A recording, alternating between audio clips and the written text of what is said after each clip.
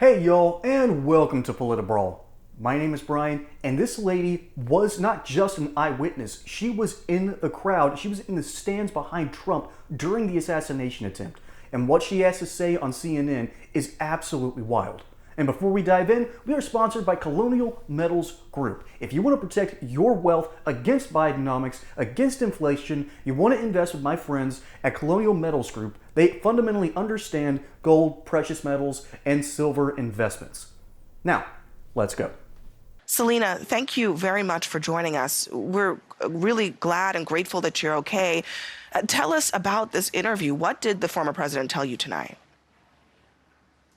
Well, it's really interesting. I was just a few feet away from him, along with my daughter, who is a photojournalist.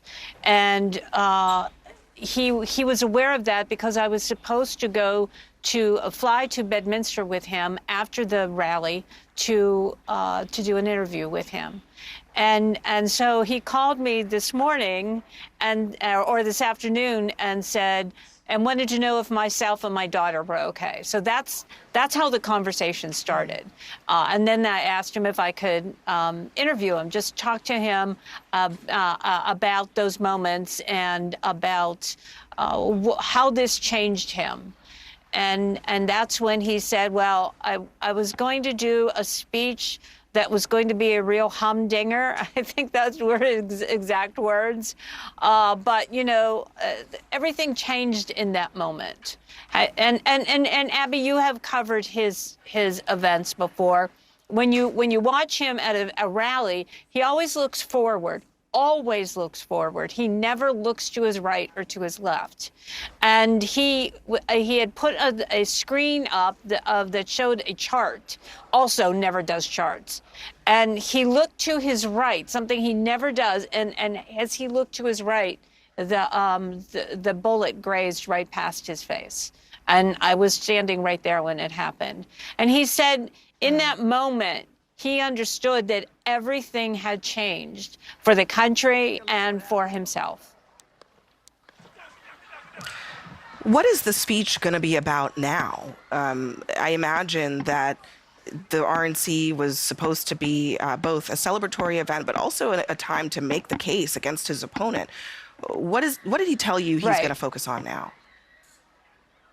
He said he was going to focus on bringing the country back together. He thought that it was very, very important that in that moment, when that happened to him, he understood this is what what he wants to do, what he's supposed to do.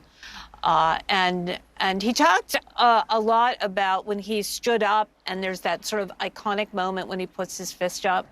And he told me that he really wanted to project to people. He said it wasn't about him at that moment. He wanted to project to those people, and he says he loves these people, and they are the backbone. This is a Rust Belt area. This is a blue-collar, white, working-class, mostly crowd.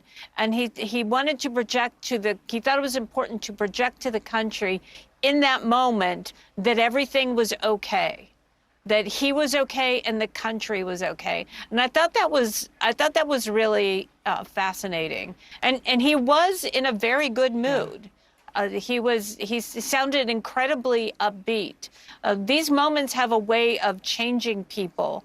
Just 1 centimeter a difference, and we would have him be talking about a much, much different story today. This is just some insane testimony. Now, granted, Trump does look to his right, he does look to his left in rallies. That's how he's getting attention from other people. He's trying to motion them forward. So he does do this. But it just so happened, from the angle of the shooter would have been at his about 7 o'clock. Donald Trump happens to turn to the right as the bullet grazes his ear. If he doesn't turn, the trajectory of the bullet, which for y'all was, again, grazed his ear. We've seen the photos. If he had not turned his head, the bullet, which was going this direction, if he had not turned and kept his normal head, let's see, he would have about this much of his skull missing. And that would have been his JFK moment right there. So there was no grassy knoll here. In this case, it was a failure of security. How did they not catch that this was going to be a problem? An elevated platform, a flat roof, within striking distance of a president, shouldn't that not just be monitored? Shouldn't that have a guard or something on top? Apparently the kid climbed up with the ladder, got his rifle, chose his moment, and missed, thankfully. I'm not a big fan of believing in divine intervention because you can't discern that. But that's a come to Jesus moment if you've ever seen one. Y'all, times are rough. Record inflation is still not under control. We have a president who doesn't know what planet he's on, and the Federal Reserve continues to make dumb decision after dumb decision after dumb decision. You can gamble on Wall Street all you want, but if you want to diversify and protect your wealth, you need to look into my friends over at Colonial Metals Group. These amazing experts understand how to keep your wealth safe and protected from the volatility of our current market. And there's even a great deal for first-time accounts. Free gold and silver-backed IRA accounts, insurance on whatever precious metals you happen to buy for 5 years, up to $7,500 worth of silver, and a nice safe for you to keep all this good stuff in. So go take a look at their website, link in the description below, or call the phone number below so you can talk personally to Paul Stone, CEO, and his amazing team of experts to protect your wealth today. I remember driving down, I wasn't driving, my dad was driving. We were coming back from a trip to DC, or I think it was from Williamsburg.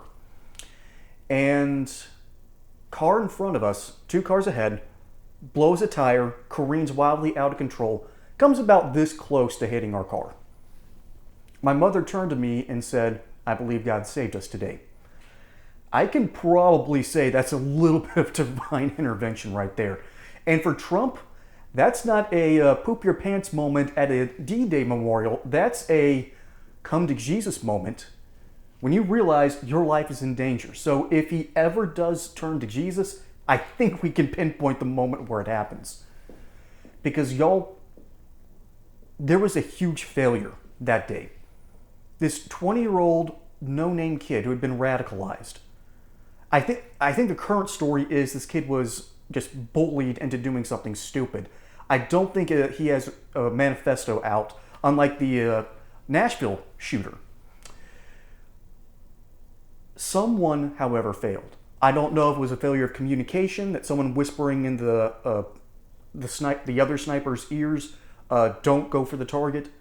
I don't know if it was the snipers for not following up fast enough. The kid got 8 rounds out. 8 shots after the first one missed. Granted, the Secret Service on the ground did a fantastic job. They tackled Trump and did what they're supposed to do. Take the bullet. Unfortunately, there was one other casualty the other day. And that's a tragedy. There was a failure somewhere along the lines, and I'd really like to know who's responsible for it. Then I'd like that person to resign.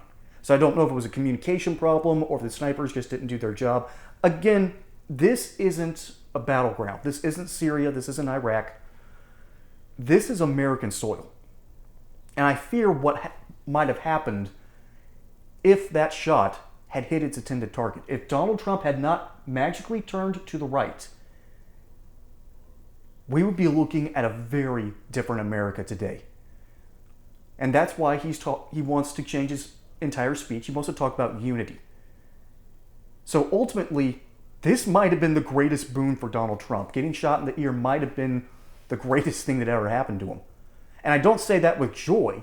I say that as a political opportunity. He just got the goodwill of the American people, because there are still honest Americans out there today who are sitting on the fence who will condemn this nonsense and violence. Assassinating your political opponent is not, I repeat, not acceptable. And there, unfortunately, are Democrats out there that have said the quiet part out loud. Tenacious D said it the other night. Joe Scarborough, Morning Joe, they had to pull him off camera. They said, "You cannot go on camera today. We do not trust you to be an honest, earnest person and not say something so egregious and outrageous that we would have to cancel you like Don Lemon." We live in a very weird country. I hope that the upcoming message is one of unity and healing, because that is exactly what we need right now. Folks, my name is Brian. Hope you enjoyed that segment here on Political Brawl. Don't forget to like and subscribe. Catch you on the next one. And until then, y'all have a good one.